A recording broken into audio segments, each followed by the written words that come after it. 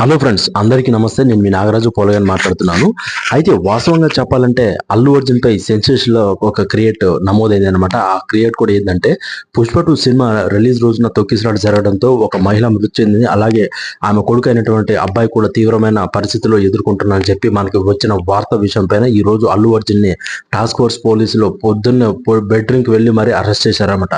అయితే దాదాపు 14 రోజులు రిమాండ్ విధించారనమాట అల్లు అర్జున్ గారికి. సో ఇప్పుడు అల్లు అర్జున్ గారు అరెస్ట్ కావడంపై 2 తెలుగు రాష్ట్రాల్లో ఒక సంచలనమైన వార్తగా నిలిచింది అనమాట. సో మీరు కూడా అల్లు అర్జున్ గారి ఫ్యాన్స్ అయితే ఖచ్చితంగా ఈ వీడియో లైక్ చేయండి, షేర్ చేయండి, సబ్స్క్రైబ్ చేయండి.